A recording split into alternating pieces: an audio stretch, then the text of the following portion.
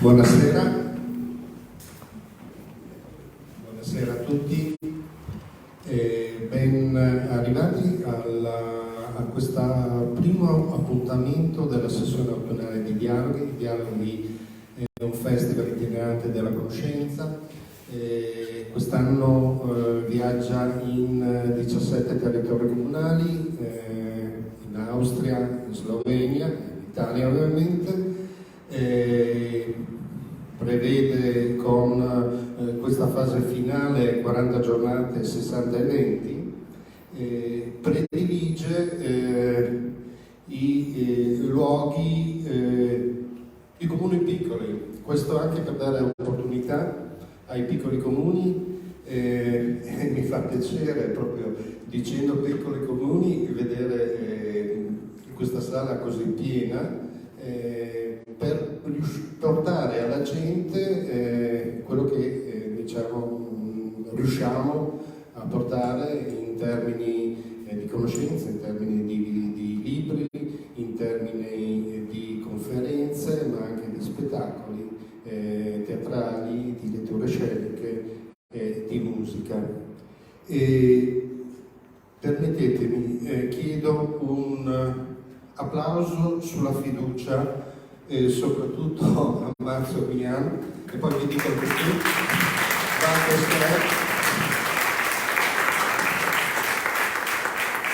Sulla fiducia perché Capolongo quest'anno non è stato particolarmente fortunato, è saltato un appuntamento con Franco Latorre, figlio di Pio Latorre, per il Covid questa primavera-estate. Quest'anno con noi è stato rimandato il tutto, rifatto questa presentazione di libro che cade in un momento molto importante, nel 30° anniversario della guerra di Bosnia. Come dicevamo con Marzio spesso e volentieri, una guerra dimenticata, spesso questa nuova guerra, ahimè, che non è una guerra, è una delle tante guerre. Si dimentica anche che ogni anno, cioè in questo momento ci sono 50 guerre nel mondo, la guerra di Jugoslavia che spesso viene dimenticata, e si dice che quella che purtroppo stiamo vivendo in Europa in questo momento sia la prima guerra dopo il dopoguerra in Europa. Detto questo, il Marzio abbiamo avuto un percorso difficile per giungere qua da noi. Non c'è Francesco Battistini, che ieri è stato spedito appunto in Ucraina. Il Marzio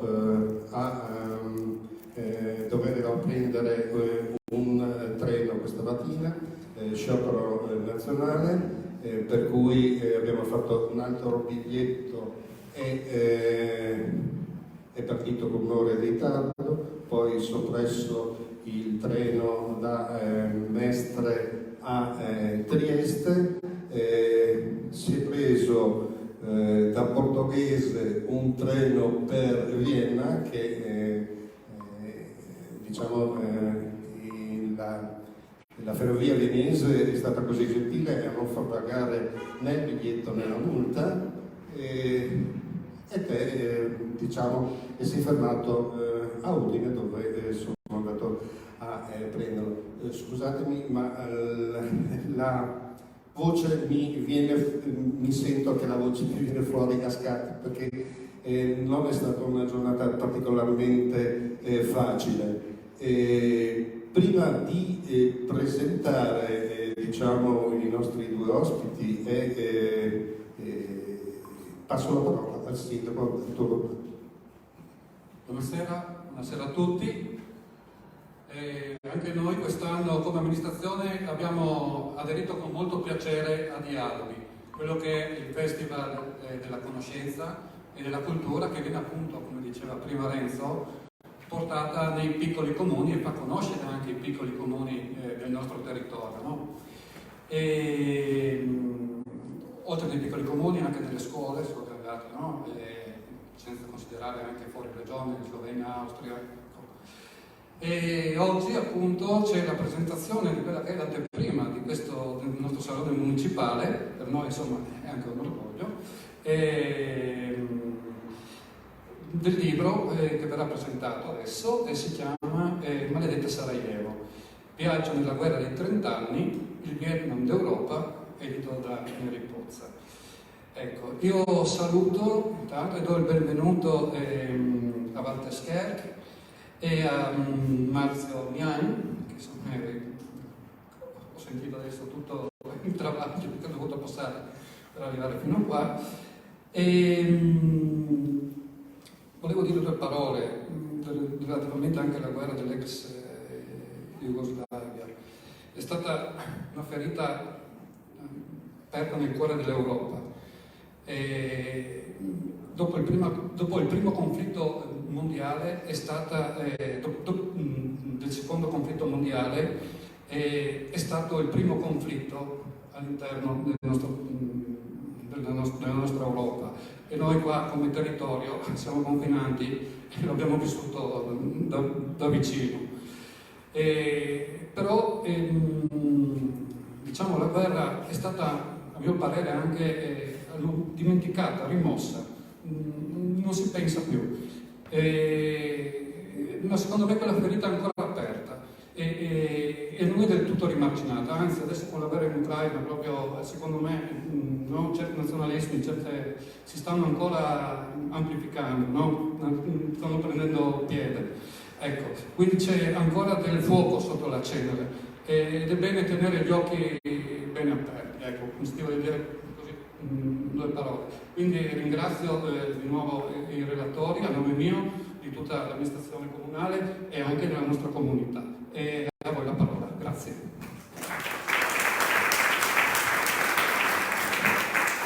Grazie signor Sindaco. Io vi ricordo che come ogni anno, come già ai tempi di Corvus Libri, ogni anno facciamo una raccolta fondi. Con orgoglio dico che l'anno scorso per diciamo, un'associazione nel contesto del Borgo Garofalo abbiamo raccolto 900 euro che spero siano superati quest'anno in favore del CRO di Aviano. Mi permetto poi alla fine di ricordarvi i prossimi appuntamenti per non ripeterci. Io presento Walter Scherk che dirà poi a sua volta due parole sulla biografia di Marzio, giornalista RAI del Friuli Venezia Giulia, ideatore e conduttore del programma Est-Ovest, anche lui con esperienze nell'ex Jugoslavia. Grazie. Buonasera a tutti, ringrazio il sindaco e l'amministrazione per averci accolto in questo magnifico salone che fa invidia, perché arrivo da un comune un po' più piccolo, sono originario di Guino Prisina. Ringrazio Renzo per averci invitato e aver organizzato sia questa serata sia tutto il festival. E ringrazio voi di essere arrivati perché fa piacere vedere una sala piena dopo i periodi travagliati che abbiamo passato negli ultimi 2 anni. Insomma, è bello vedere persone che, come dire, anche se parlo adesso in questo momento contro i miei interessi, contro il mio pane, è bello vedere persone che rinunciano alla televisione e vengono in un momento di comunità a parlare di un libro. Lo salteremo, io sono convinto repubblicano per motivi storici, familiari e di conoscenza diretta di amici del re, per cui insomma non ho una gran opinione della monarchia britannica. Questo è il mio così. Di Marzio che dire? Marzio è un giornalista affermato, è stato direttore di Odonna, poi di altre testate, dell'Espresso, così via, collabora con la RAI, con Sky, è autore soprattutto di libri di successo, buone recensioni, si è già occupato di Bosnia con un libro dedicato a Karadzic, questo negli anni 90, poi ha deviato i suoi interessi su temi più naturalistici, geografici, strategici, e insieme ad altri colleghi è, diciamo così, il motore di un progetto di studio, divulgazione, come dire, di presentazione alla comunità europea e statunitense dello spazio artico, insomma, no? Uno spazio che sta diventando purtroppo sempre più strategico con i cambiamenti climatici, si stanno riducendo i ghiacci interni del Polo Nord, il Polo Nord sta diventando navigabile, stanno diventando accessibili le risorse energetiche che si trovano sotto la calotta polare artica. Questo ha innestato una nuova corsa ad arraffarsi diciamo così, queste potenzialità naturali, a distruggerle evidentemente, e a un nuovo confronto anche militare piuttosto duro tra da una parte la Russia, che, diciamo, se vediamo l'Artico, i 24 spicchi dei meridiani ne ha 12, poi tra le altre nazioni artiche che sono Canada, Stati Uniti, Groenlandia, Norvegia e chi ho dimenticato? Nessuno mi pare, è la Danimarca, sì, la Danimarca che attraverso la Groenlandia, no? E in questo contesto si sta anche inserendo la Cina.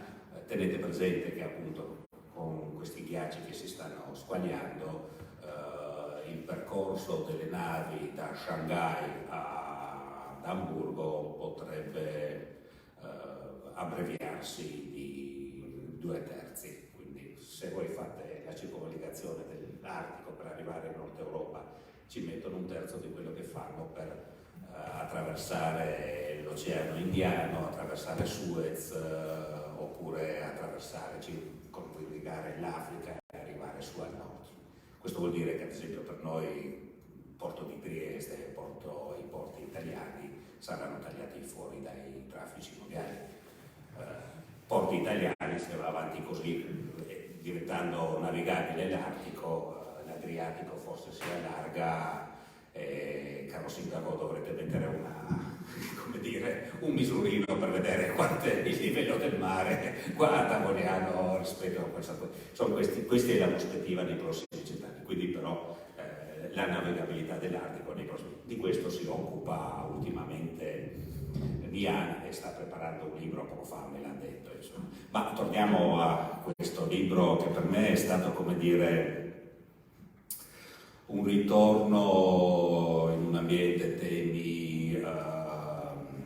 avvenimenti che ho vissuto proprio in questo periodo, insomma, dall'inizio della guerra a Sarajevo nell'aprile del 92 in poi. Sono stato per lunghi periodi, ho lavorato a Sarajevo, e questo racconto così, che è un racconto del dopo, del post festum, consente quindi anche una riflessione su cose che quando sei immerso nella cronaca non vedi, non puoi vedere, o non vuoi vedere, per cui è stato istruttivo. Ho avuto una lettura molto emotiva di queste cose qua.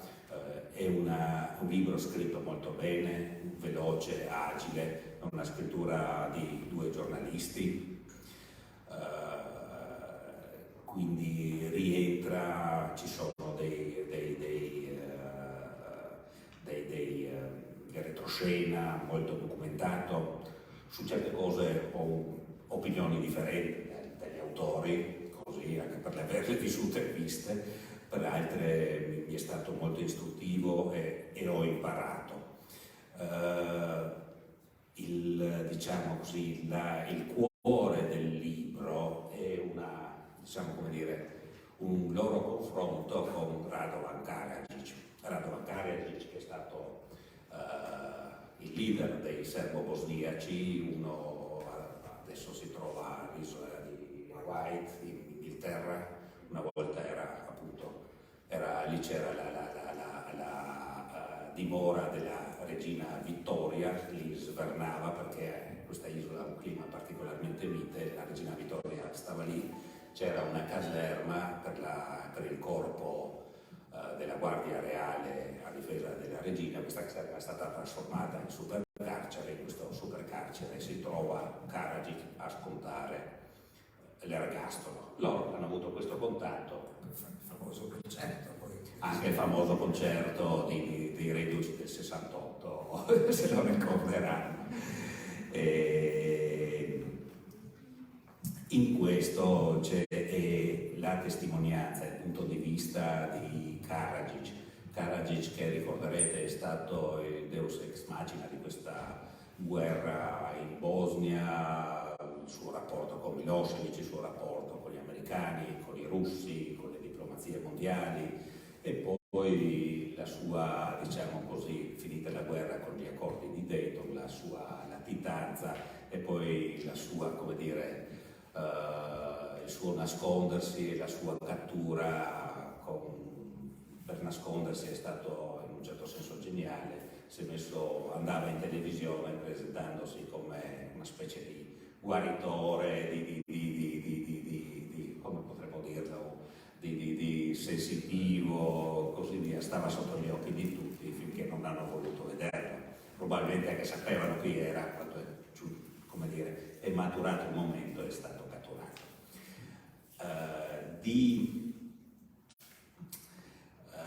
Ho detto del libro, è un libro documentatissimo, è un bel libro, insomma, ha più di 300, quasi 400 pagine sostanzialmente.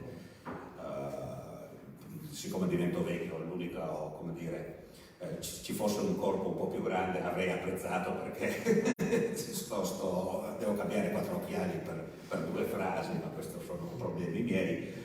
È un bel libro, scritto bene, scorrevole, così. Vi ho detto di Karadzic, dentro ci sono anche i destini di altri personaggi che hanno contraddistinto quella fase storica, il generale Mladic, che si trova adesso in carcere, condannato all'ergastolo, c'è il racconto di Milosevic, morto in carcere mentre aspettava durante il processo, e altri personaggi più o meno, e intreccia anche storie di destini di persone comuni, soprattutto riguardanti le vittime, prima di tutto Srebrenica. Che dire, un lavoro impegnativo, un lavoro documentato, un lavoro interessante che si legge molto molto bene.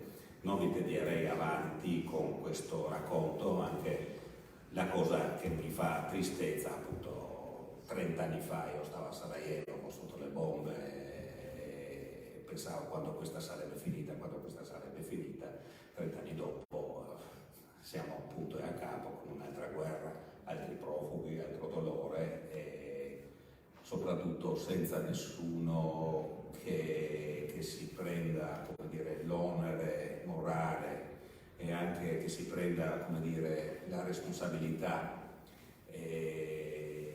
di dire va bene, quello è il cattivo, questi sono gli aggrediti, però cerchiamo di intavolare una trattativa, cerchiamo di arrivare a una tregua, perché ad esempio in questo libro si parla molto degli accordi di pace di Dayton. Gli accordi di pace non erano accordi di pace, ma erano accordi per una tregua sostanzialmente armata che dura oramai dal 95. Questi accordi di pace hanno creato uno Stato assolutamente non funzionale, disfunzionale, una federazione che si divide nella federazione croato-musulmana e nella Repubblica Srpska, l'entità controllata dai serbi, il risultato di una feroce pulizia etnica. Praticamente nella Repubblica Srpska i musulmani, i croati rimasti sono un numero assolutamente esiguo. Una pace, un accordo, come dire, una tregua assolutamente ingiusta, senza senza giustizia, senza moralità, forse senza etica, ma una pace in cui almeno le persone non muoiono. Ci sono vari pruriti sia in Bosnia sia per la spinta di potenze straniere, soprattutto la Russia in questo caso, per riaprire il capitolo bosniaco, per finire questa guerra, per ridefinire le condizioni della Bosnia. Speriamo che ci sia, come dire, un po' di buonsenso, cuore e coraggio per evitare altri disastri e altri dolori. Marzio, perché avete deciso di fare un libro su Sarajevo 30 anni dopo? Non è stato già detto tutto. Buonasera, intanto grazie. Grazie anche alle ferrovie austriache, naturalmente. Grazie della presentazione. Abbiamo deciso di fare questo libro per varie ragioni, perché eravamo lì, molto più giovani, reporter, e poi abbiamo seguito i Balcani successivamente, ma c'erano varie ragioni, insomma, per ritornare sul luogo del delitto. Quella sicuramente delle nuove tensioni che percorrono quella regione, e quindi diciamo, l'idea di mettere un po' in guardia l'opinione pubblica, ma anche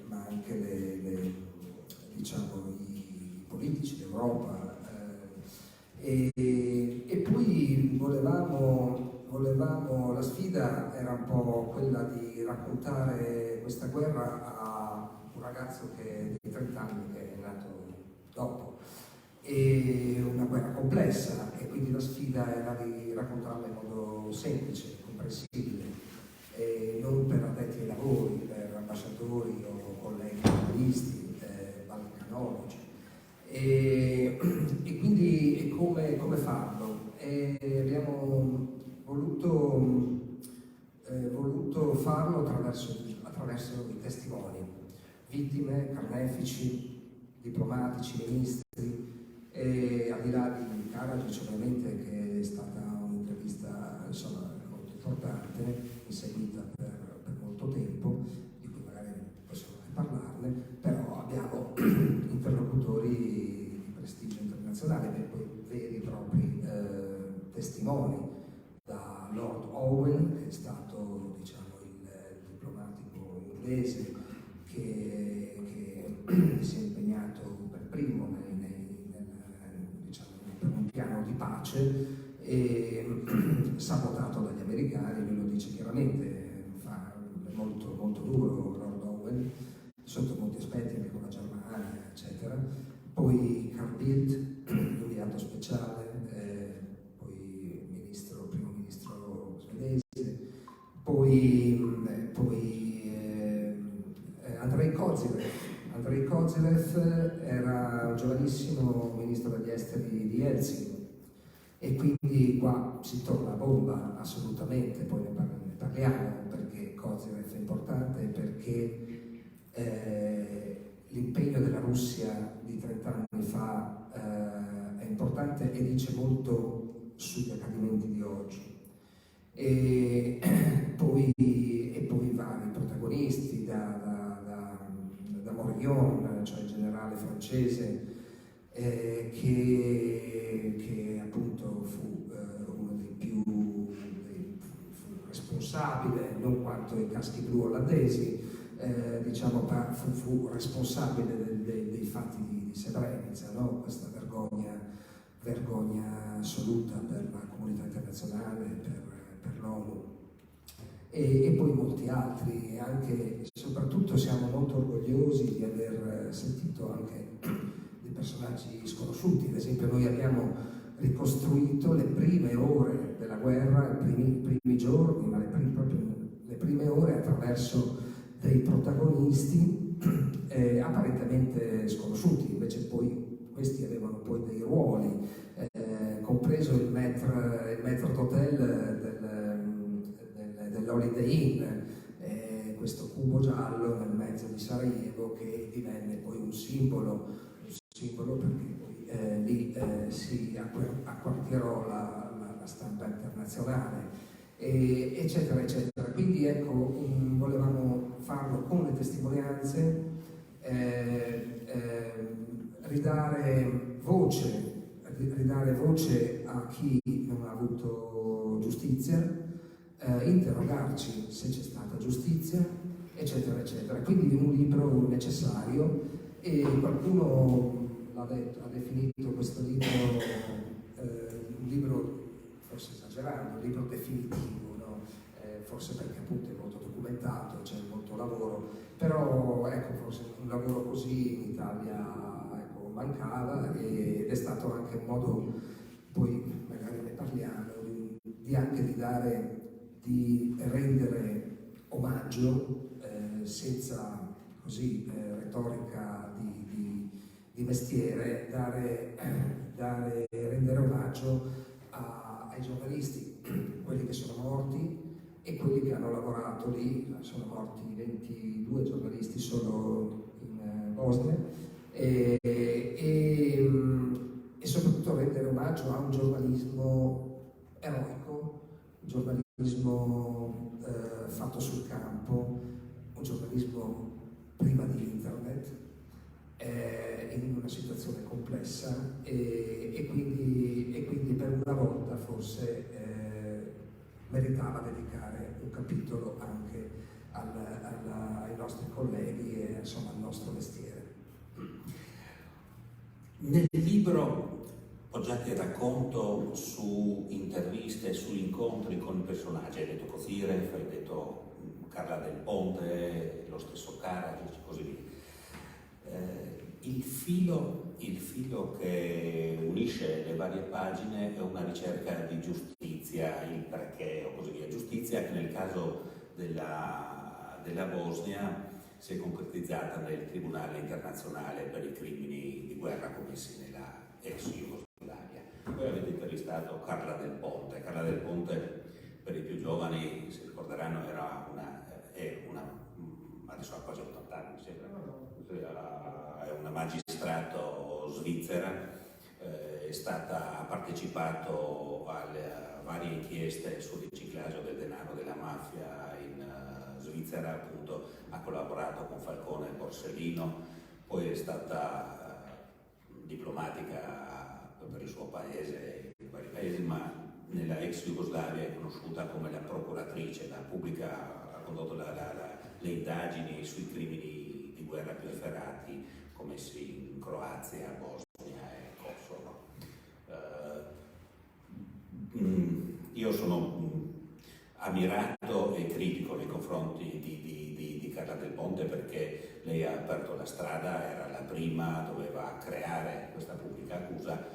Secondo me in certi momenti ha buttato il cuore oltre l'ostacolo, ma senza poi raccoglierlo. Che tipo è Carla Del Ponte? Che impressione hai avuto tu di Carla Del Ponte? Dunque, donna coraggiosa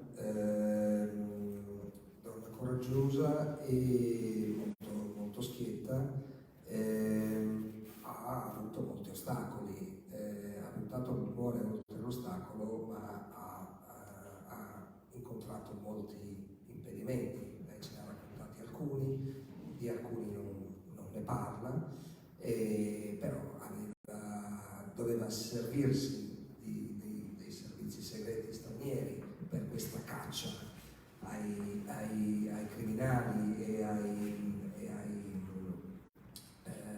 fuggiaschi, insomma, e molti di questi servizi segreti non servivano, anzi remavano contro, facevano le soffiate, eccetera, quindi un lavoro complesso.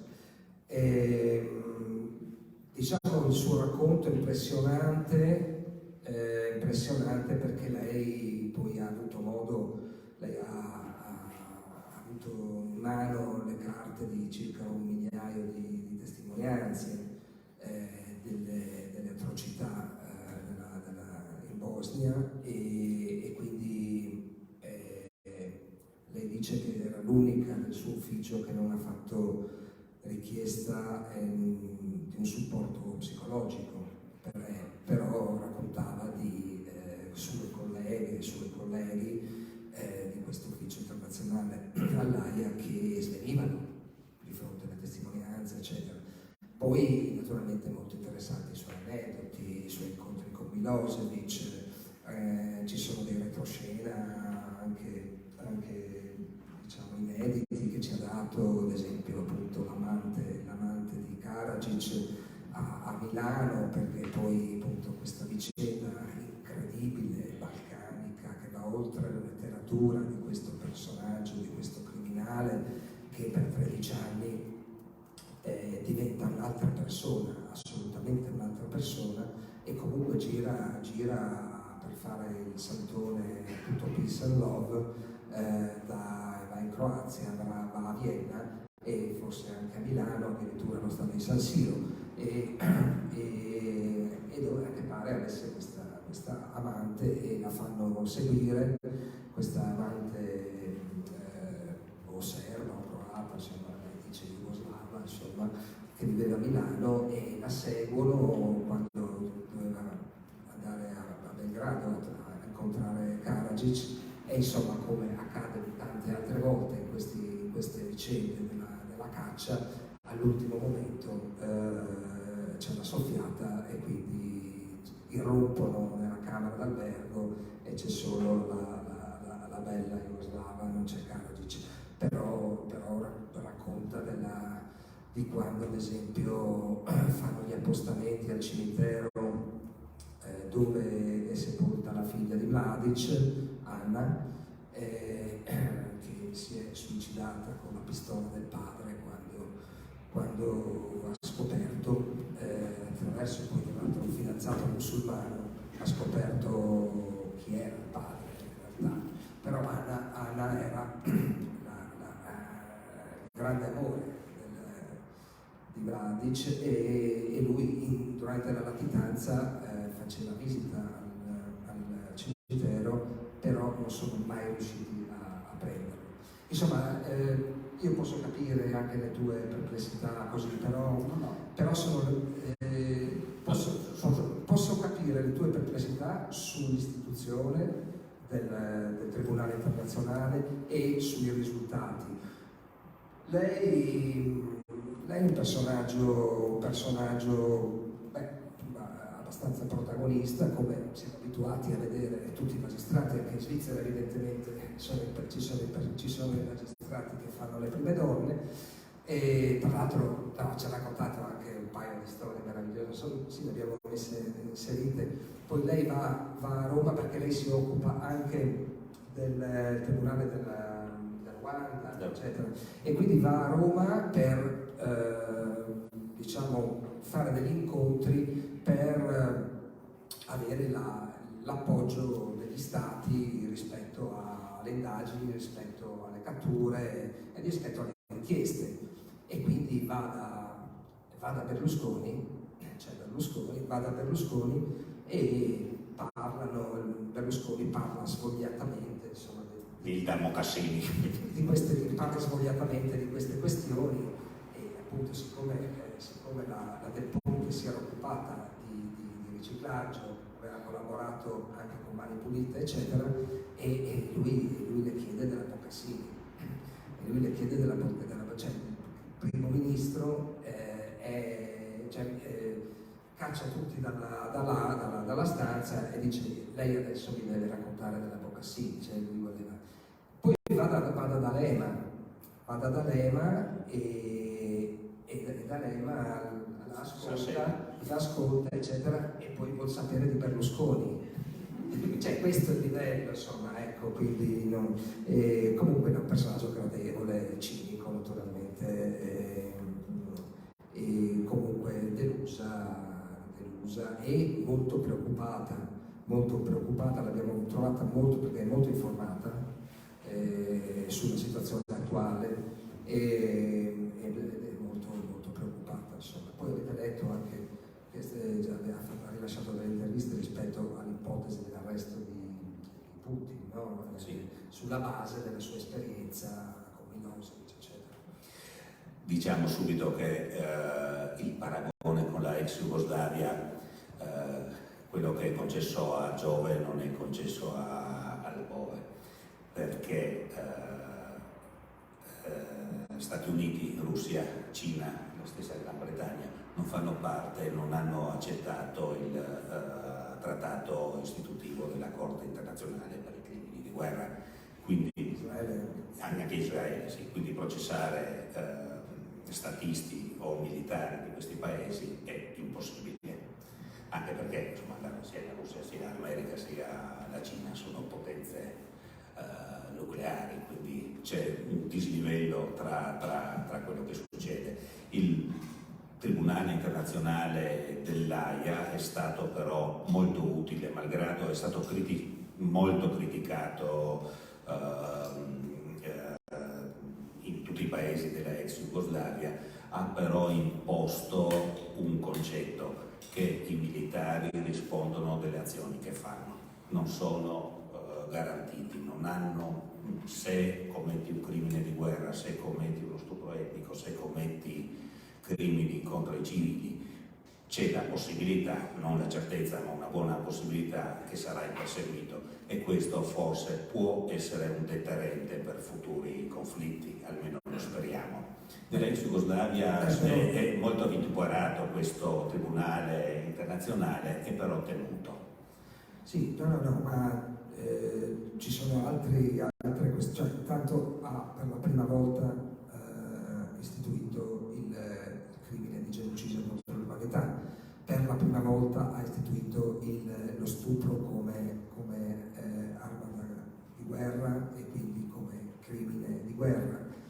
E poi soprattutto ha avuto una funzione di archivio, cioè queste migliaia e migliaia di testimonianze saranno dei documenti, sono già dei documenti preziosissimi nelle mani degli studiosi, non le avremmo mai avute.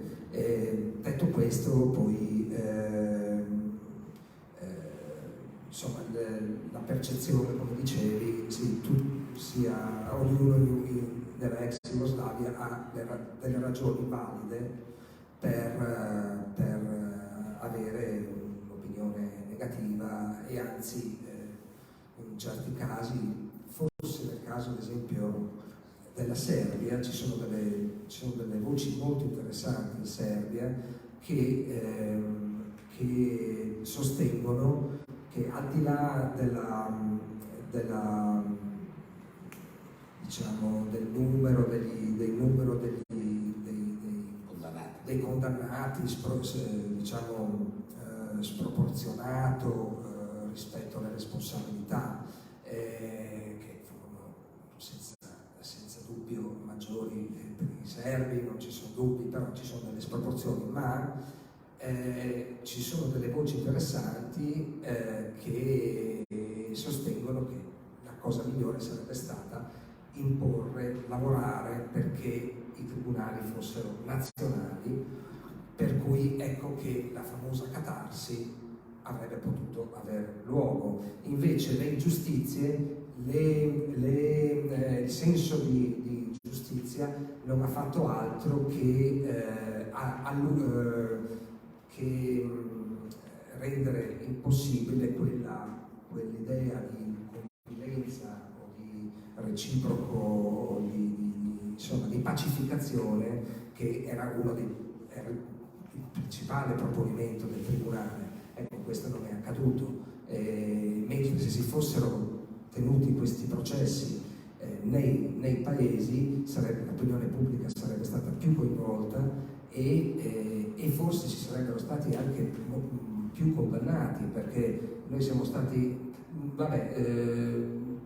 lo riferisco perché semplicemente perché sono voci credibili, ma ad esempio voci che anche di un ex criminale che ci diceva, cioè io vado in giro a Zemun è una specie di, io l'ho chiamata la Salò della Serbia, no? Dove veramente è il cuore del nazionalismo sullo Servo, e è quella dove è la roccaforte di Scesceri, e questo mi diceva: io vado al parco e vedo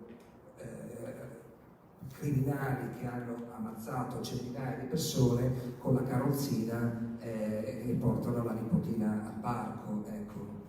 Sì, no, infatti bisogna dire una cosa sul Tribunale Internazionale dell'Aia per i crimini dell'ex Jugoslavia. Noi italiani abbiamo avuto un ruolo grazie al giudice Cassese, una delle forse più brillanti menti giuridiche che abbiamo avuto in Italia negli ultimi decenni, e grazie a lui è stato, come dire, questo tribunale è partito anche grazie a lui, grazie alla sua opera, al suo sapere, al suo intrecciare in un modo abbastanza originale sia le prassi, diciamo, giuridiche continentali sia le prassi giuridiche anglosassoni. Quindi è stata una cosa molto creativa dal punto di vista giuridico, molto efficace, e comunque ha avuto dei risultati, perché il potere di deterrenza di questo tribunale per il futuro secondo me vale. È fallito in quello che diceva anche Marzio, nel portare questa consapevolezza di giustizia a livello delle popolazioni, ed è mancato in una funzione che invece chi lo ha istituito la prevedeva, cioè il processo, l'individuazione personale come del crimine, della persona, non del popolo, e quindi anche di una, come dire, catarsi delle società coinvolte in questi processi.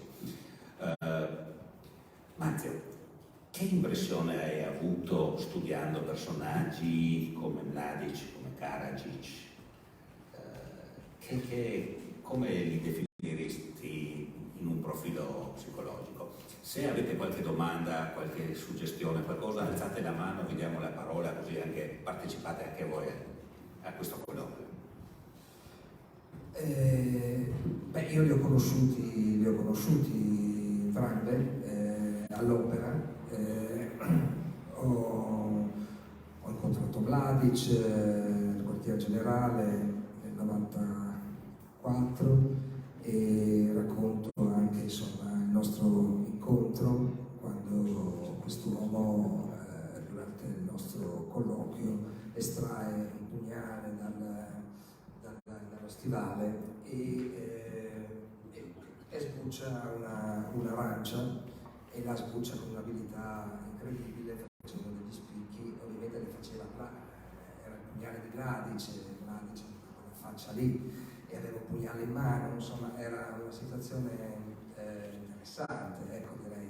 E poi ha infilato col pugnale l'arancia sbucciata, e me l'ha offerta, e c'era questo rivolo rosso che scendeva sul pugnale, insomma, ecco, un'immagine più da telecamera che da penna. Ecco, comunque il personaggio più cupo, più tragico, secondo me, è sicuramente Mladic, perché prima è un generale jugoslavo che ubbidisce, e anzi noi lo riportiamo, ci sono delle testimonianze, ci sono delle registrazioni che già all'inizio del 92 c'è questo incontro dove c'è Karadzic, eccetera. Karadzic che già ipotizza come deve avvenire la campagna, e cioè attraverso le pulizie etniche, e Mladic, c'è il nastro che lo documenta, dice: ma questo è genocidio. Ecco. Ed è ovviamente questa cosa si è ritorta poi contro di lui, perché poi è stato l'artefice, ecco, del Srebrenica, eccetera.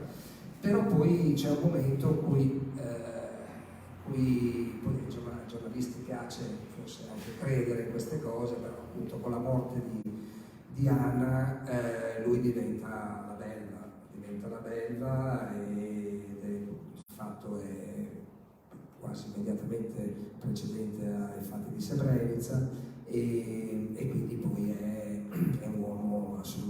fuori controllo, ed è lì che poi anche c'è lo scontro con Karadzic, che a quel punto diventa quasi moderato, la colomba, e però Mladic è anche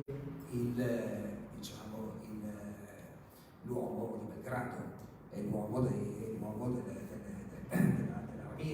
dell'armia, delle forze armate jugoslave di Belgrado, quindi quelli sono i suoi superiori, e a un certo punto appunto non riconosce più il suo presidente della sua repubblichetta. È crudele, uomo, cioè è un animale da guerra, insomma.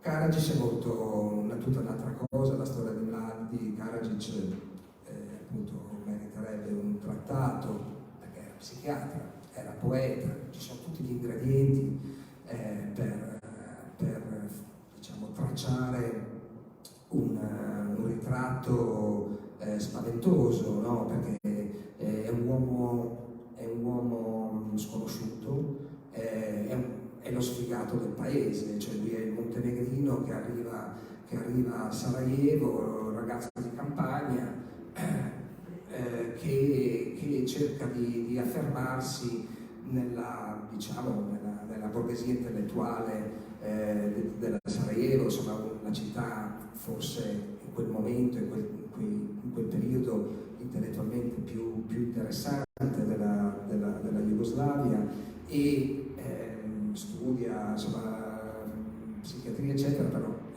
parla di letteratura con i colleghi psichiatri e parla di psichiatria con i colleghi poeti, e non è riconosciuto né dagli uni né dagli altri, e c'è chi sostiene che poi i suoi bombardamenti chirurgici, il suo odio per Sarajevo sia anche determinato dal fatto che non è mai stato accettato. Uno dei palazzi più colpiti era proprio la clinica dove lui lavorava, e c'è anche una finestra particolare che lui ha scritto delle poesie contro la città. Sì, l'aveva scritta prima, sì, è facile poi cavalcarle queste cose, però c'è sicuramente inquietanti. Poi facciamo questa intervista a Marko Vesovic. Marko Vesovic è un personaggio grandissimo, un poeta straordinario, un uomo ormai in declino. Anche lui montenegrino come sì, Karadzic. Esatto, e li conosce bene, però insomma ecco, spero che voi leggerete il libro, perché penso che quelle pagine siano molto interessanti. Lui racconta anche come Karadzic nel 90 era un verde, era un ambientalista, Vesovic racconta che i suoi amici gli chiedevano: ma chi è quel Karadzic così, che parla così bene, così moderato, eccetera, no? Così parla in modo così sensato, in mezzo a tutti questi matti, ci sembra il più sano. Ecco che poi ci sono le circostanze, e anche qui Marko Vesovic è straordinario, perché io sposo abbastanza la sua idea, perché io non credo nei mostri, ci sono le circostanze che generano il mostro, per cui Vesovic dice: chiunque fosse stato il capo del partito serbo bosniaco in quel momento sarebbe diventato. E allora io gli ho chiesto: ma allora anche tu? Fa: no, io non sarei diventato il capo del partito serbo. Però io ho anche una memoria rispetto a queste cose qua, no? Come si crea il mostro, come le circostanze. In quegli anni lì, se ti ricordi, sono gli anni in cui io ad esempio ho seguito la Lega di Bossi, e mi ricordo a Venezia quando 3-4 mila persone saltavano, dicevano: chi non salta italiano è, eccetera, ed era il periodo dei 20.000 schioppi. Abbiamo riso, no? Di quei 20.000 schioppi nelle Valbrellane, eccetera. Ecco, queste sono le circostanze, no? Al di là di questo, poi appunto abbiamo il ricercato, il fuggitivo, e appunto questa è una storia incredibile, è una storia incredibile per cui lui vive a Novi Beograd, questo quartiere moderno, diciamo in stile real socialista, fuori Belgrado, e pensate che la sua rimpettaia, alla quale lui offriva anche consigli sulla salute eccetera, era una che lavorava per il Tribunale Internazionale dell'Aia, cioè era una che lavorava per cercarlo, insomma.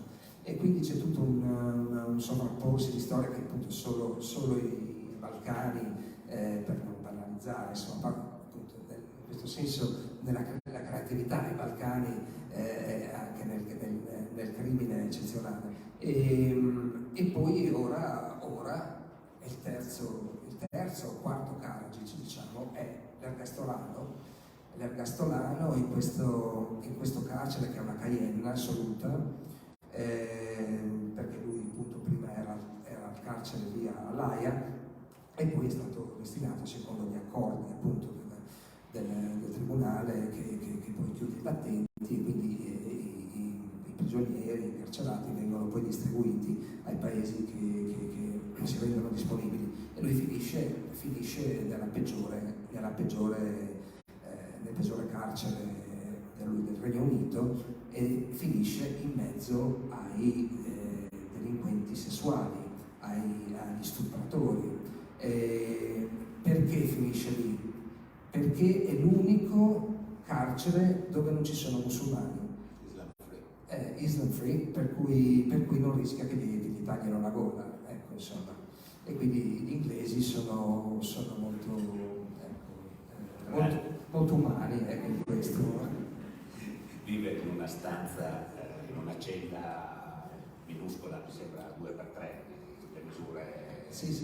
Ma la cosa bellissima è che lui si appella, e forse ha ragione, si appella alla legge Mandela, per cui lui reclama il diritto di essere incarcerato il più vicino possibile alla sua patria, perché questo prevede nel codice dell'ONU la cosiddetta legge Mandela, insomma, ecco,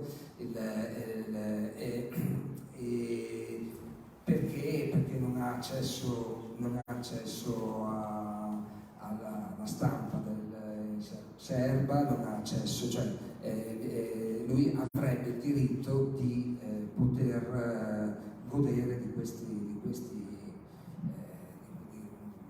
diritti, appunto, di poter leggere, ascoltare, eccetera, le notizie nella sua lingua, e di essere soprattutto di finire la sua vita più vicino possibile a casa, e quindi sta facendo dei ricorsi incredibili, passa il suo tempo appunto in questo modo. Tra l'altro, parlando ancora di Karadzic, mi sono ricordato, poi descrivete molto bene l'episodio di questa, diciamo così, amante milanese, dei viaggi di questa signora, di come intratteneva rapporti anche con il mondo industriale italiano.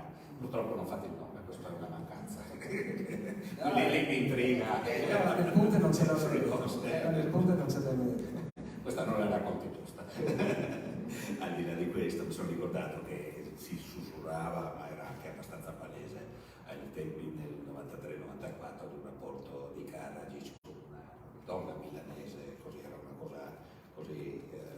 Ritorna questa Milano nella vita sentimentale di Karadzic. No, ma infatti lui mi fa il nome, l'intervista che gli abbiamo fatto è quasi un memoriale, naturalmente è la voce di Karadzic, e poi, tra parentesi, non è stato facile gestire un'intervista scritta, naturalmente, perché non abbiamo voluto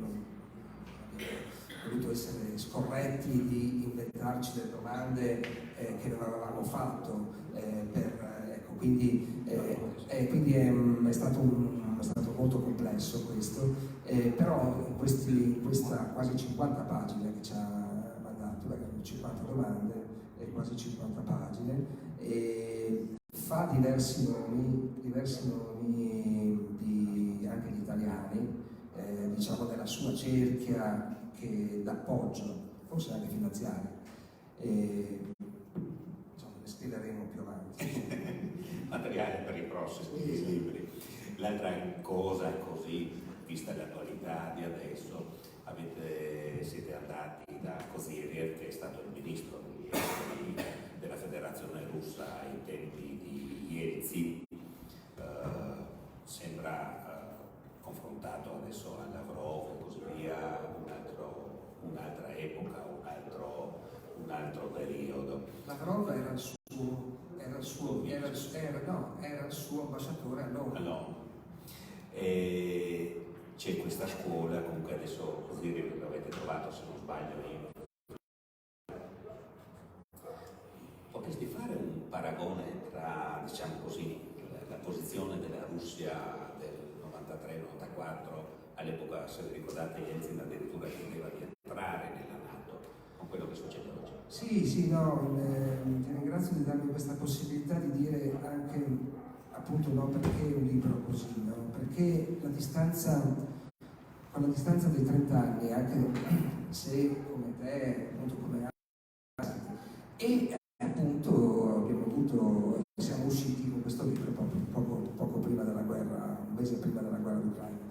Ecco, Kozyriev è uno di questi che ci ha dato questa possibilità di ricordare come 30 anni fa la Russia faceva anticamera per entrare nella NATO. E Kozyriev, giovane ministro degli esteri, filo occidentale, decisamente riformista, democratico, eccetera, anzi aveva delle riserve sul fatto di un'entrata della Russia nella NATO. Lui vedeva invece una situazione molto più simile a quella del Giappone, della Nuova Zelanda, dell'Australia, che hanno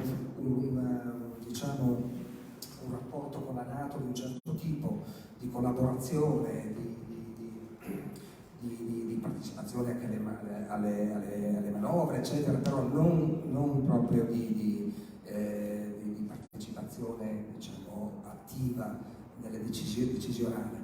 E quindi era addirittura cauto, e questo era il clima.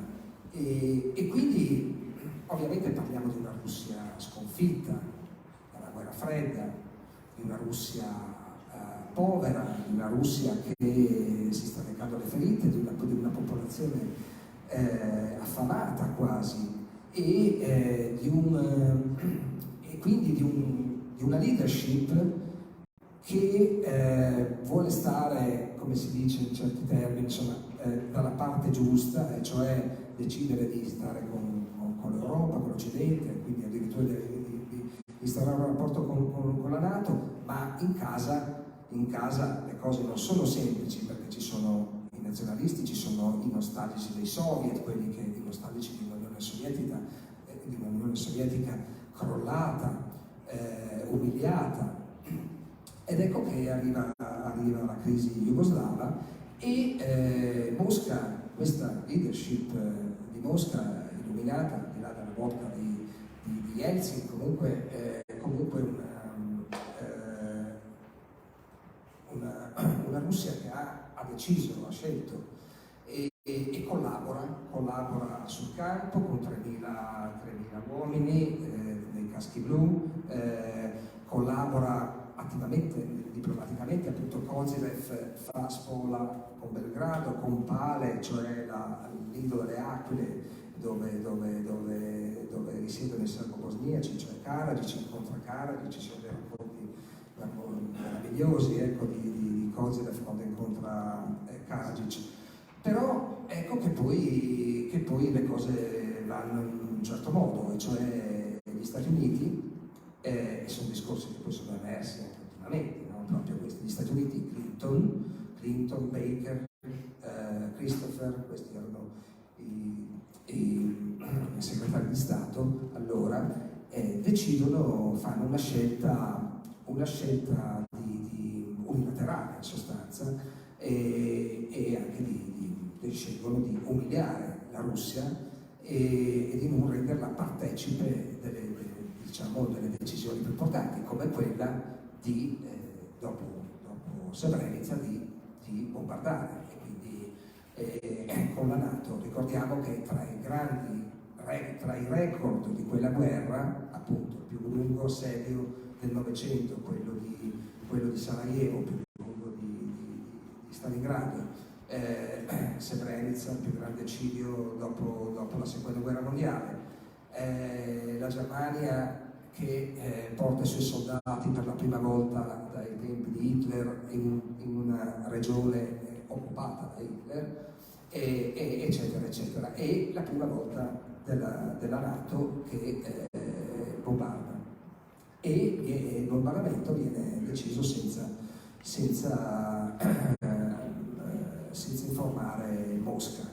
Ecco, Kozyrev, con delle conseguenze incredibili, poi Kozyrev dice: ecco, quello è stato il momento in cui l'Occidente ha perso la grande occasione di salvare la Russia, di darle un'opportunità di emancipazione, perché quello diede modo alle forze anti-occidentali, nazionaliste, nostalgiche dei soviet, di farsi avanti, di avere voce, di avere presa nella popolazione, e lui dice: è lì che si creano le condizioni per l'avvento di Putin, e quindi anche poi Putin stesso, poi sappiamo che i primi anni Putin un po' continua in questa direzione di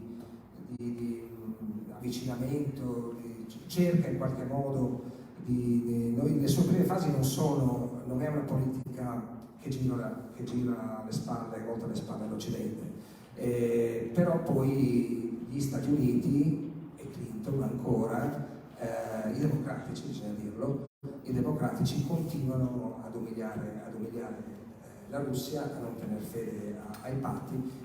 Siano intese due cose qua, non per essere ipocriti, che l'intervento della NATO in Georgia ha fermato la carneficina, e poi c'è stata Dayton, eccetera, ma non c'entra, e sia chiaro che la Russia adesso ha invaso l'Ucraina. Detto questo, è giusto coltivare i dubbi, coltivare il pensiero critico, e essere liberi di dire anche queste cose senza passare per... oggi se apprezzi le affermazioni di Kissinger sei un figlio putiniano, cioè siamo arrivati a questo, insomma. Per parlare anche di stampa, di giornalismo, perché appunto noi abbiamo dedicato questo capitolo, se vogliamo parlarne, insomma, perché forse quella è stata una stagione importante, un premio Pulitzer, Goodman, che prese il premio Pulitzer proprio per le sue inchieste sui campi di prigionia o di concentramento nel 92, nell'estate del 92, e quindi sulla pulizia etnica, eccetera, prese il Pulitzer. Lui dice fu una stagione d'oro per il giornalismo internazionale, insomma, una generazione, cioè dice, la chiama la generazione 92, ecco.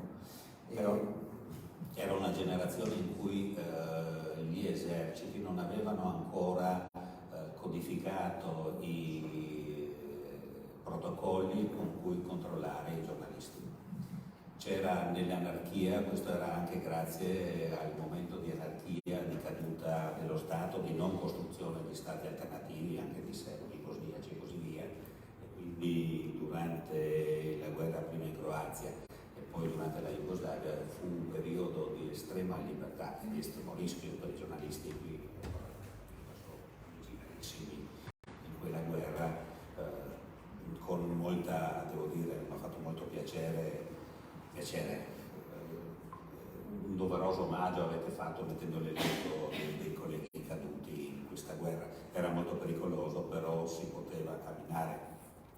Chi adesso, ad esempio, lavora in Ucraina o lavora dalla parte russa del fronte è molto estremamente più limitato e controllato sia dall'una sia dall'altra parte, ed è cambiato anche il modo di fare giornalismo, non avendo noi, ad esempio all'epoca io ho lavorato sia per i giornali sia per le televisioni, non non avendo la necessità di essere ogni minuto su Twitter, su così via, avevamo anche tempo di fare giornalisti, di fare giornalisti, c'era di tempo di andare fare giornalisti. da qualche parte, perché se devi ogni mezz'ora dire che a Kiev, quello non so.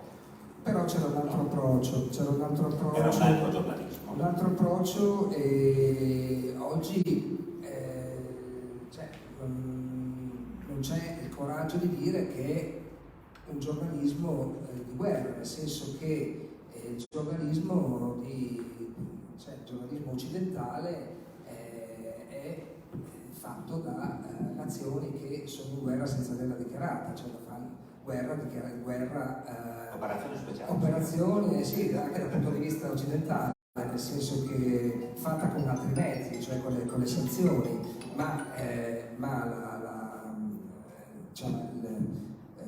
certo giornalismo assomiglia molto alla propaganda, insomma, specialmente nei primi 3-4 mesi si sono sentite delle cose incredibili, proprio di non verificate. Ci sono appunto complessità, difficoltà, eccetera, però appunto si davano per buone notizie che erano incredibili, insomma.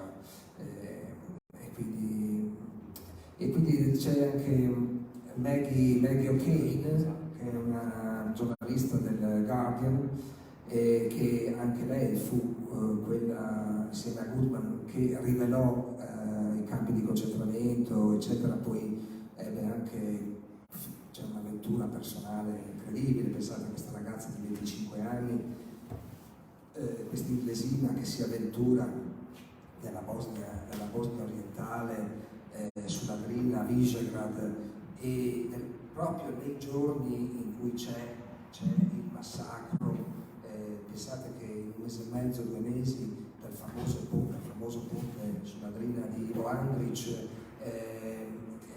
vennero uccisi 1.000-1.200 persone gettate nella Drina. Lei vede il ponte rosso di sangue, incontra i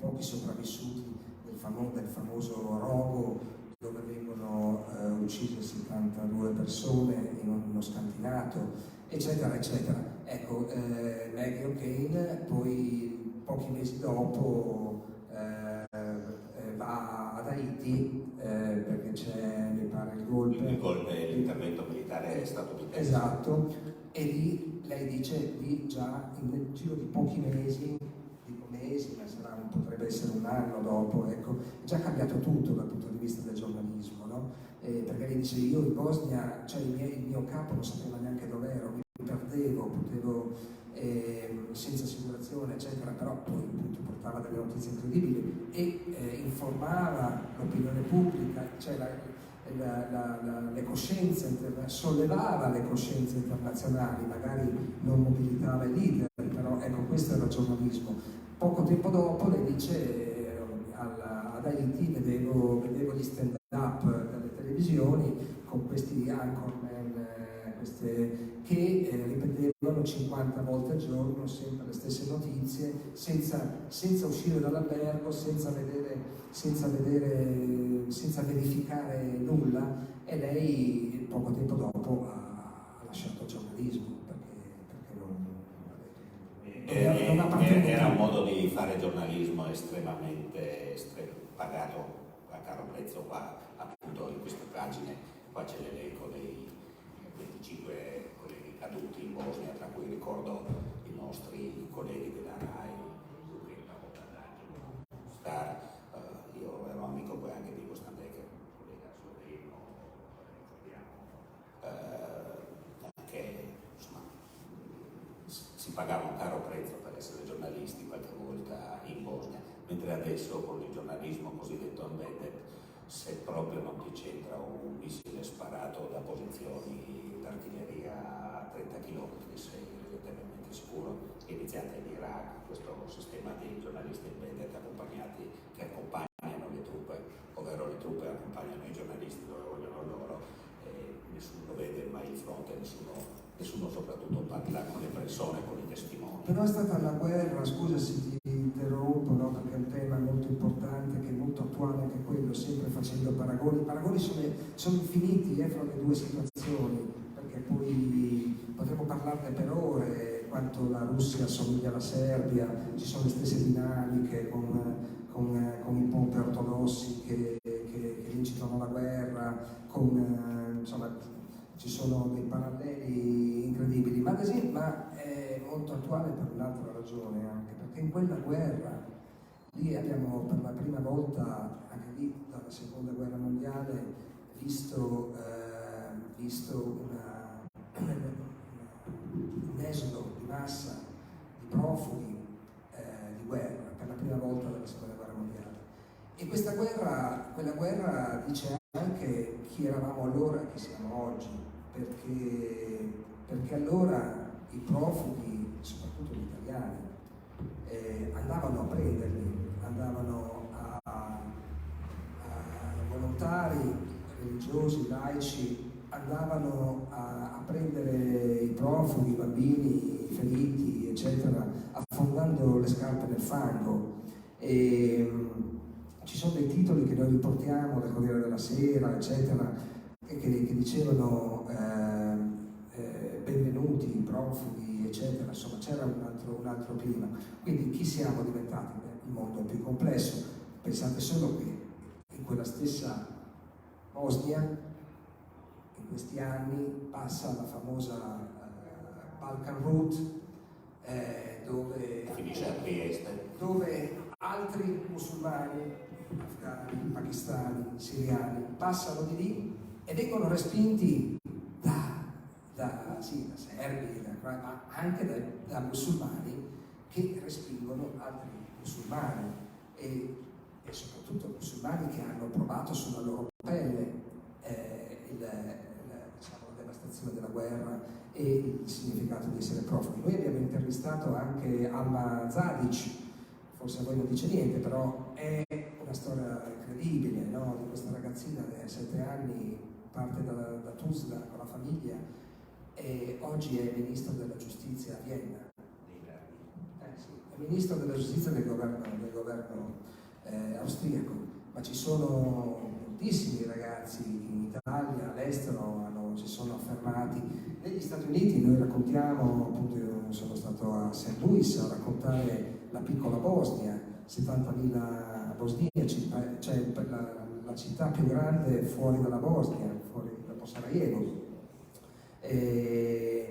che paradossalmente qualche anno fa, con i fatti di razzismo di St. Louis, il primo fatto prima di quello di Ferguson, quando questo ragazzo disarmato nero viene praticamente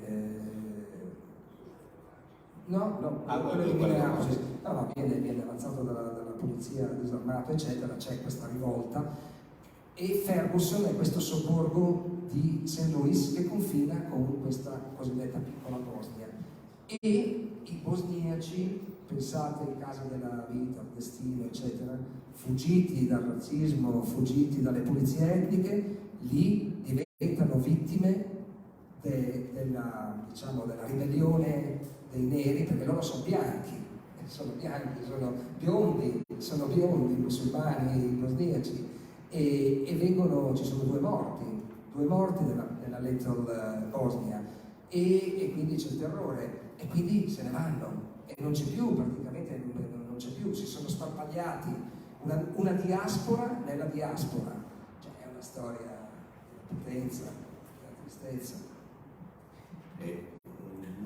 Qui nel libro raccontate anche un episodio, così per la trasmissione che faccio, importante, dei profughi accolti a Milano, a Monza. Sono i bambini, dei bambini evacuati dal orfanotrofio di Sarajevo, e raccontate come le famiglie si sono poi coalizzate per storia complessa di cui la trasmissione che io curo non siamo entrati. Sì, però ecco, per dire, quella volta con quell'evacuazione furono evacuati gli orfani di quel dell'orfanotrofio, ma anche i bambini che le famiglie affidavano a quell'orfanotrofio perché lo credevano sicure, mentre i bambini che sono andati in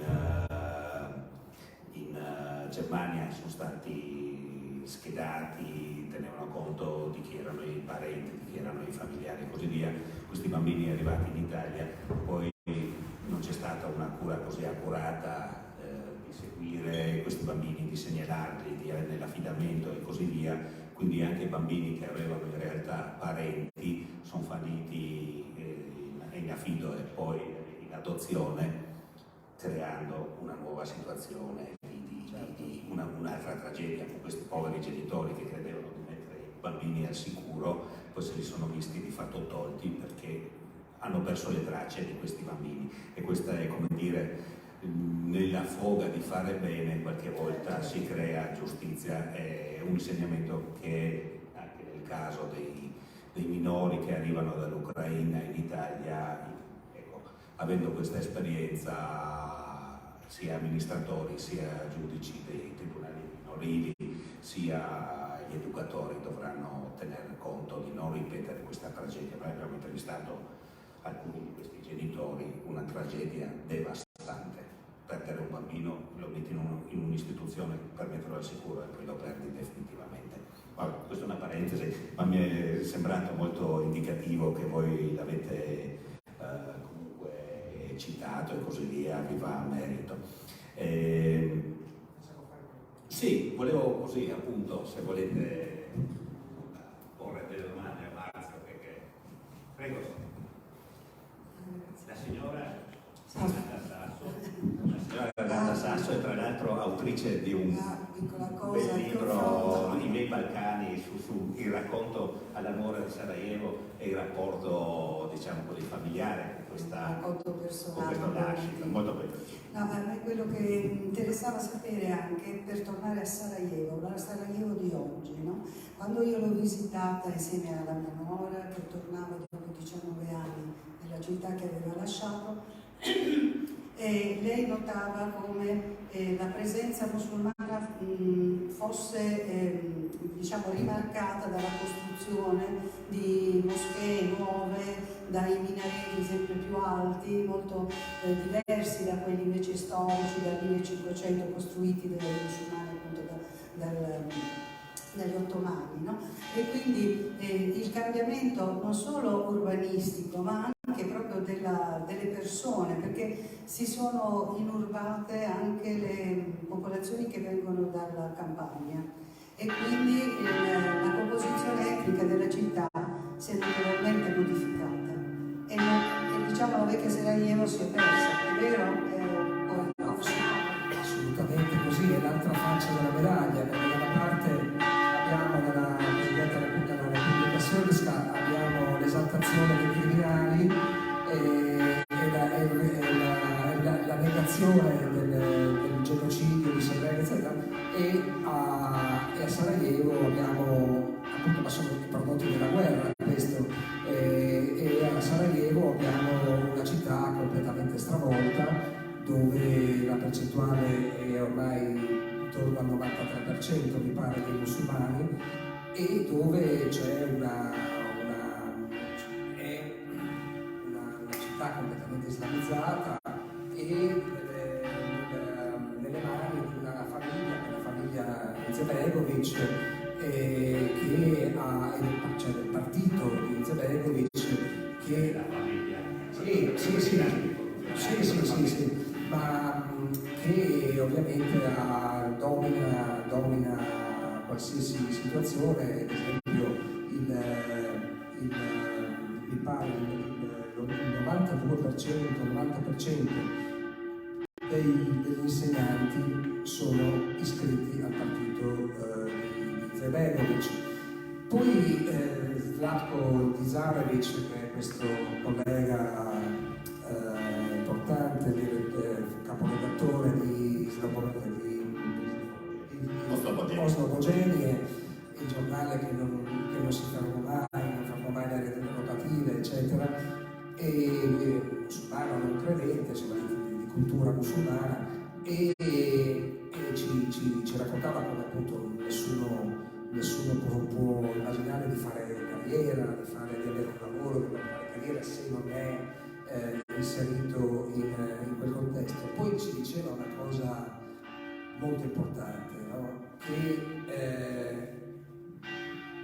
appunto la Bosnia è un paese, cioè, islamizzata, e con gli investimenti della Turchia, del Qatar, eccetera, eccetera, le moschee, televisioni, ci sono appunto, cioè, è la presenza assolutamente molto forte, però c'è la presenza della fratellanza musulmana, e cioè la famiglia Izetbegovic, da Alia, dal padre, dal figlio, eccetera, fanno parte, sono legati alla fratellanza musulmana. Cosa vuol dire questo?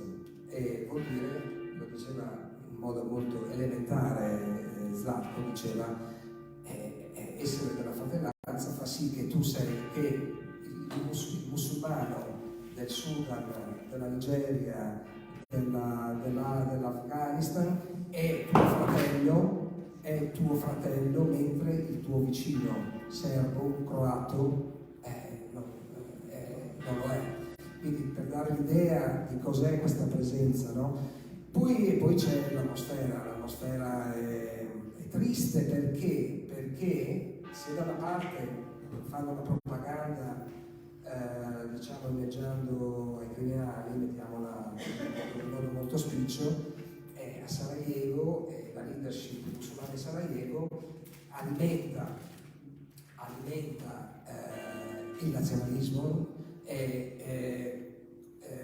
diciamo, con una cultura del lutto per cui vengono segnate tutte le granate, le braviste, eccetera, e tutto fermo a 30 anni fa, no? Anche se la città non ha più le rovine, eccetera. E poi quindi è un'atmosfera di lutto, dove il lutto diventa propaganda. Sono pedagogista, mi occupo di giovani generazioni, per cui la domanda sorge spontanea, come si dice. Dove sono le giovani generazioni attualmente? Che ruolo hanno? Che memoria hanno di queste vicende? Mi riferisco ai ventenni, ovviamente, ai 25 anni, quelli nati negli anni 90 o successivamente. Non ci sono, nel senso che la Bosnia, anche la Bosnia, chiamiamola Bosnia-Herzegovina, insomma, nel suo complesso, è il paese europeo, ma tra i paesi al mondo che soffrono di più lo spopolamento. E prima della guerra c'erano 4 milioni e mezzo di persone, in 30 anni si sono perse 900.000 abitanti, sono quasi tutti giovani, diciamo. Perché appunto la disoccupazione è del 50%, diciamo, gli unici lavori sono di sussistenza o di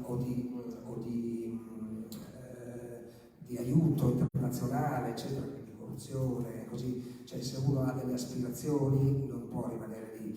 Per cui ecco, se c'è una ragione per cui qualcuno, cioè, si può dubitare che possa ritornare una guerra, è anche semplicemente per motivi concreti, pratici. Non ci sono più i giovani che possano avere delle ragioni per imbracciare il mitra. E poi è un paese dissanguato, è un paese, soprattutto i luoghi che hanno vissuto, le aree che hanno vissuto le carneficine peggiori, sono quelle appunto dove non c'è più vita praticamente. Quindi ecco, poi c'è un altro fatto, e chiudo, parlando di scuola, di educazione, ci sono 3 libri di storia, ognuno studia la storia di parte, per cui la storia di Srebrenica è raccontata in tre modi diversi. Se pensiamo, ce lo dice l'ultimo inviato Inzko, no? Valentin Inzko, ci dice... Valentin Inzko era il rappresentante della comunità internazionale in Bosnia. Che se n'è andato da poco. E lui ci dice, fa un paragone fra quello che è accaduto fra la Germania e la Francia, due popoli che si sono combattuti per secoli e nello scorso secolo sappiamo anche come. Uno dei primi atti fu quello di avere dei libri di storia comuni e quindi questi giovani dalle elementari già voglio dire, si rivolgono a libri che li portano a coltivare l'odio, a coltivare le distanze, a coltivare memorie separate. Se posso integrare questa cosa qui, l'altro giorno leggevo una notizia che le ultime 2 generazioni degli studenti, sono in stragrande maggioranza studentesse dell'Istituto Infermieristico di Sarajevo, cioè diciamo la scuola tecnica che prepara le infermiere, tutte queste ragazze negli ultimi 2 anni sono immigrate in Austria, Germania o Svezia, quindi chissà chi è professioni richieste, questi ragazzi prendono il parto. Ecco, se c'è ancora un'ultima domanda, grazie.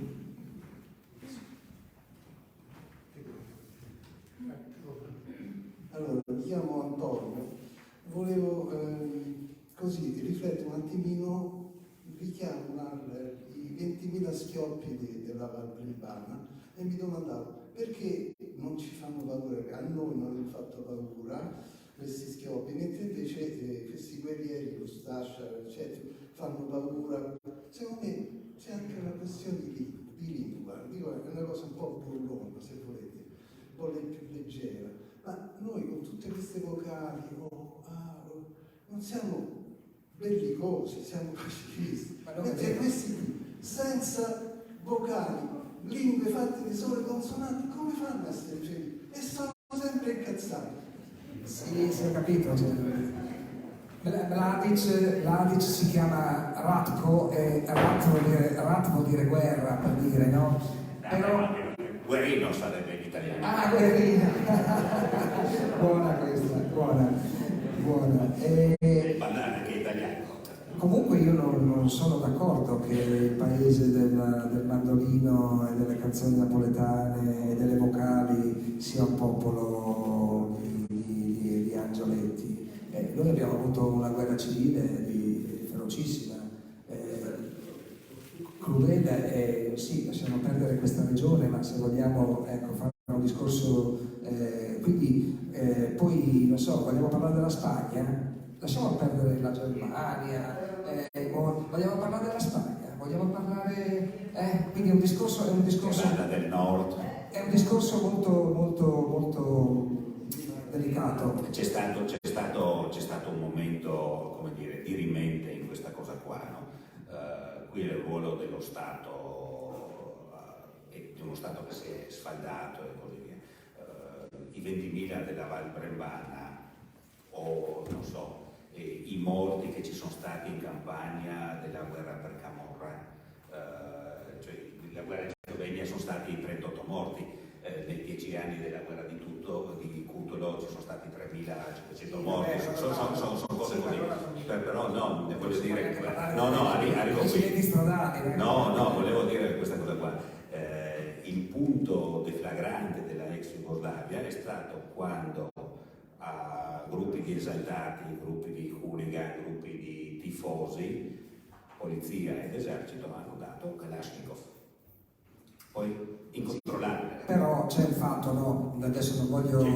C'è però una scelta politica di dare in mano a dei criminali le armi, no? Sì, poi non è una questione di consonanti, è una questione di tradizione, di storia, no? Cioè la pulizia etnica non nasce nel 92, la pulizia etnica nei Balcani è devo dire fisiologica, ma perché? Perché dove c'è guerra etnica c'è pulizia etnica. Perché come una guerra di religione, nel senso che non è sufficiente sconfiggere il nemico va tolto dalla faccia della terra, e quindi una guerra è una guerra spettacolo, come la guerra di religione, per cui ci sono state le pulizie etniche nella guerra greco-turca, in Bulgaria, Nella seconda guerra mondiale cosa è stata se non pulizia etnica quella ai nostri confini qui, no? E quindi sì, certo, c'è quella perché c'è l'odio etnico e nessuno l'ha raccontato come Ivo Andrić, che poi è stato strumentalizzato, anche un discorso complesso, però Ivo Andrić ha raccontato come la coesione interetnica, magica, meravigliosa, no? Interreligiosa, in un attimo, in poco tempo, diventa gas nervino di odio, insomma, no? Signora. Io mi chiamo Gabriella. Qual è stata la responsabilità dei caschi blu in questa vicenda terribile, drammatica?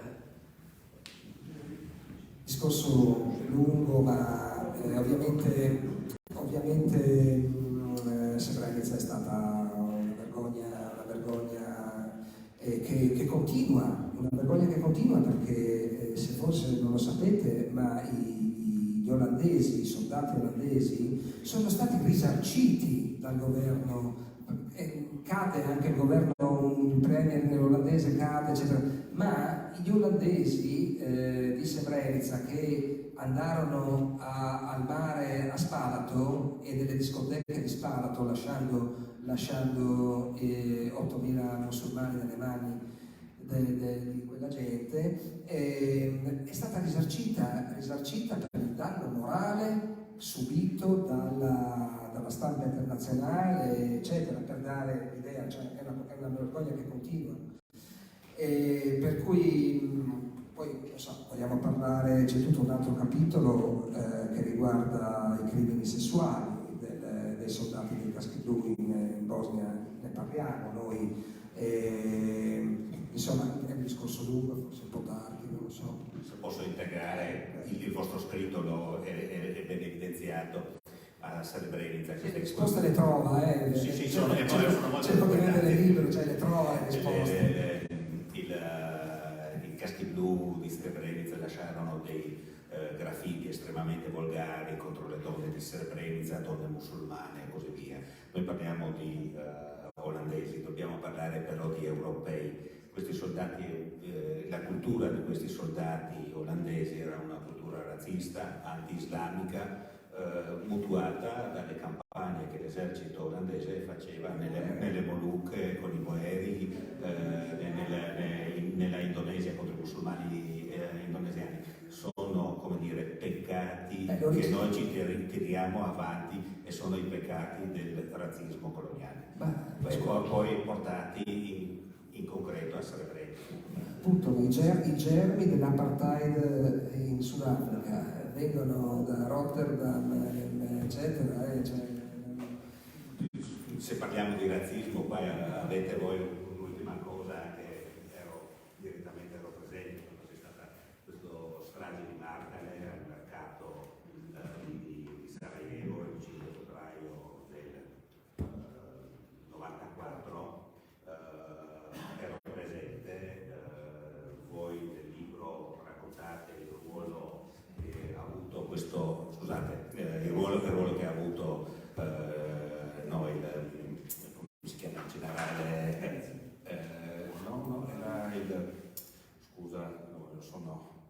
Non McKenzie, ma questo generale britannico.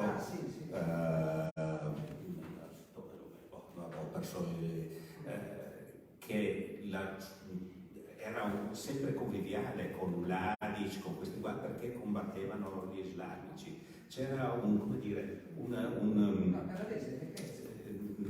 era Rose, Michael Rose. Questo Michael Rose, ad esempio, era un ufficiale dei corpi speciali britannici, responsabile lui personalmente dell'uccisione di veri o presunti terroristi dell'IRA durante le campagne che facevano in Irlanda del Nord, ma anche contro un gruppo di quelli terroristi veri a Gibilterra e così via. Per questo fece carriere, arrivò lì a Sarajevo.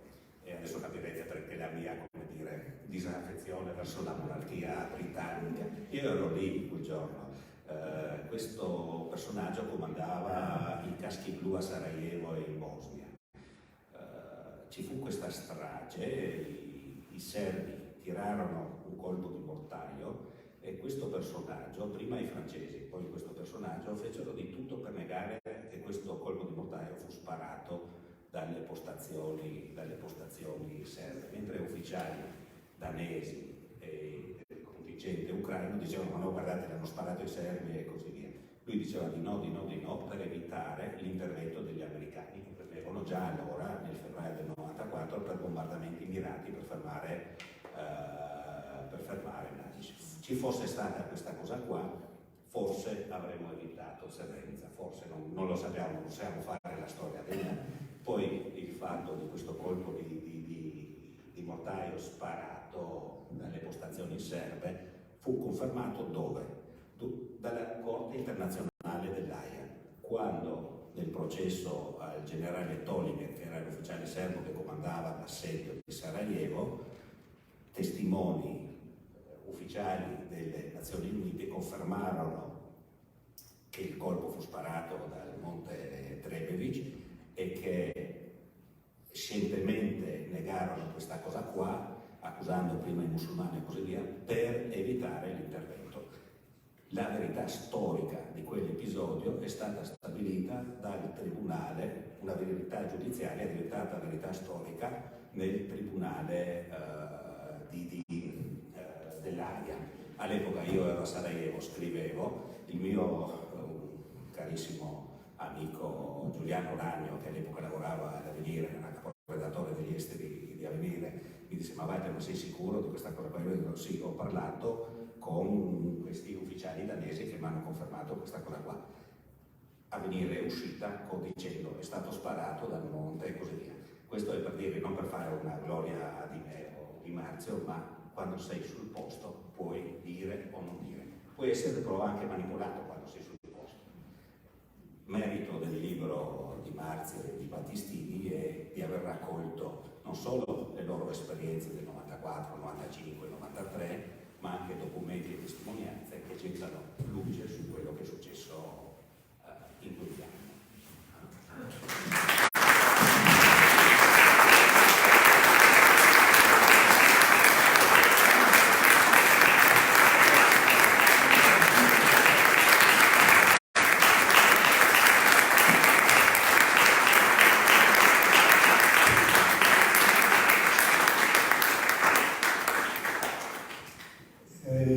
Ricordando che Italiani Brava Gente ha 9 vocali e molti delle quali le hanno lasciate in Jugoslavia, Etiopia, Somalia, Russia, eccetera, eccetera. Vi ricordo che il libro è disponibile in vendita qui a fianco. Credo che Marzio possa anche firmarlo. Sicuramente. E vi ricordo ulteriormente la nostra raccolta fondi, e io ringrazio per tutto il lungo percorso Marzio Mian, Walter Scher, ringrazio voi pubblico che siete la parte fondamentale di queste cose. Vi voglio non dire del programma perché è troppo lungo, solo 2 cose che ci tengo: le 3 giornate nel borgo medievale di Giassicco, 4 presentazioni di libri, tra cui uno con Marcello Flores, parlando di storia. La storia è importante per non dimenticare, ricordatevi, e un concerto, una rappresentazione teatrale itinerante, un rapper friulano e tante altre cose, ma soprattutto domenica Azienda Magnas, un concerto con la violinista Mariko Masuda giapponese, a seguire una colazione tra le vigne. Tutte le colazioni dove sono previste gli ultimi giorni al Teatro Palmanova, la prenotazione è obbligatoria. Il dottor Barbero ha già 200 prenotazioni all'attivo, per cui vi prego, se volete partecipare, di prenotarvi. Grazie. Sul sito dialoghi.eu. Grazie, Presidente.